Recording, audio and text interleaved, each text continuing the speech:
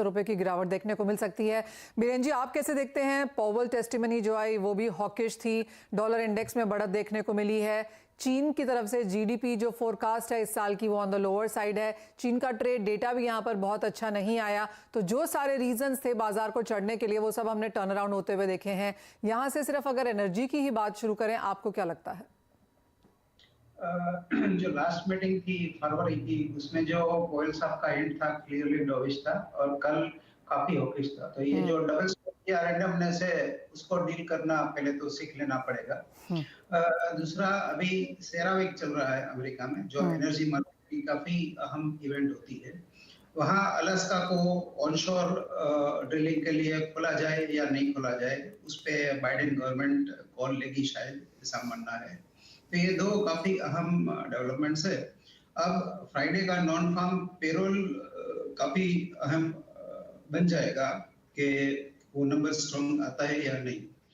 But demand recovery China की अगर देखे तो फ्रेजाइल है, अनइवन है, बट यहाँ ऑपरेटिव वर्ड है वो रिकवरी है। मींस जैसी भी हो रिकवरी तो है। तो मैं कहीं ना कहीं लॉन्ग साइड की कोई अपॉर्चुनिटी ढूंढने की कोशिश कर रहा हूँ। जी हाँ, जैसे आपने कहा कि थोड़े बहुत यहाँ पर गैप्स हैं जो बाजार शायद फिल करने की कोशिश करेगा, लेकिन एग्जैक्टली यही सारे फंडामेंटल्स हैं जो मेटल्स को भी यहाँ पर चौपी बनाए हुए हैं। कल अच्छी खासी मुनाफा वसूली थी, एक नीजक रिएक्शन हमने नीचे की तरफ आता हुआ देखा, लेकिन निचले स्तरों पे कुछ अपॉर्चुनिटी बाइंग भी निकल के आई है आज। जी मनीषा, देखिए लास्ट वीक आपके शो पे ही हम लोगों ने डिस्कस किया था कि यहाँ पे कॉपर की हम लोग बात कर रहे थे, तो अराउंड 745 750 तक का चांसेस नजर आ रहे थे, वो ऑलरेडी अचीव हो चुके हैं।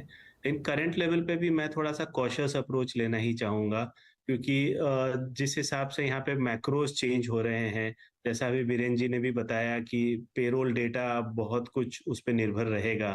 बट जो जिस तरह की कमेंट्री है, जिस हिसाब से यहाँ हेल्पलेसनेस दिखा रहे हैं फेडरल रिजर्व कि इन स्पाइट ऑफ इतने सारे रेट हाइक अभी भी वो कूलिंग ऑफ इफेक्ट लाने में कामयाब नहीं हुए हैं, तो इससे थोड़ा सा स्टैंस बिगड़ता है I think overall industrial metal side पे।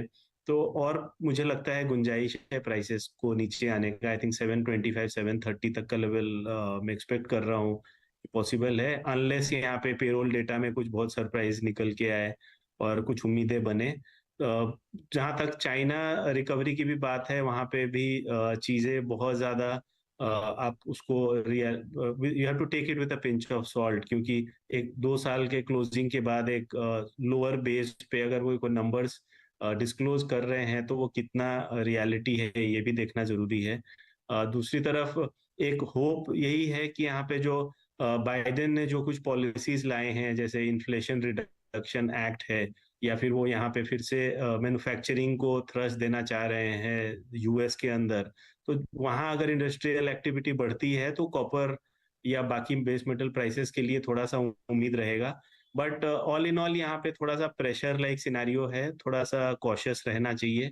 एक सिल्वर लाइनिंग हो सकता है कि यहाँ पे जिस हिसाब से अब डॉलर इंडेक्स पे फिर से मजबूती की उम्मीद की जा रही है, रुपया में वीकनेस देखने को मिल सकता है, जिसके कारण प्राइसेस में थोड़ा सा सपोर्ट मिले एमसीएक्स प्राइसेस में, एटलीस्ट बेस मेटल के लिए। बट ब्रॉडली अगर रेंज की बात करें तो आई थिंक 725 से लेके 780 का रेंज रहेगा करेंटली। अगर बाई साइड में एंटर करना है, मुझे लगता है थोड़ा 2-3% करेक्शन का वेट करना चाहिए। ऑलराइट, तो ओवरऑल मेटल्स में भी 2 से 3% की करेक्शन यहाँ पर देखने को मिल सकती है। और Biren ji, by the way, non ferrous metals में यहाँ पर मुनाफा वसूली हमने हर टिक पे थोड़ी थोड़ी आती हुई देखी है, लेकिन जहां तक आयरन ओर और स्टील की बात है, यहाँ पर भी दबाव देखने को मिला, लेकिन जितना नॉन फेरस में आया उतना फेरस में देखने को नहीं मिला।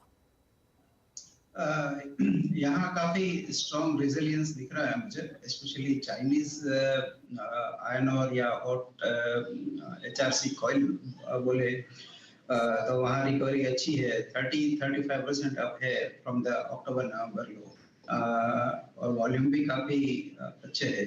इसलिए मैं थोड़ा रिपीट करना चाहूंगा कि अनइवन और फ्रेजाइल रिकवरी है, बट रिकवरी तो है। थोड़ी कुछ यहाँ पेंट अप डिमांड भी है, और एक पॉजिटिव साइड मुझे ये भी लगा है कि गवर्नमेंट स्टिमुलस देने से थोड़ी रिलक्टेंट है और ग्रोथ टारगेट भी काफी कंजर्वेटिव आया, तो they opted for short term pain rather than long term pain. तो ये भी मुझे थोड़ा कंफर्ट दे रहा है। जनरली समर टाइम में थोड़ा मार्केट में डोल्ट्रम रहता है। सेकंड हाफ में ऐसा लग रहा है कि path of least resistance is clearly shifted to the upside. Okay, and clearly जहां तक स्टील की बात है, जिस तरह का इंफ्रास्ट्रक्चर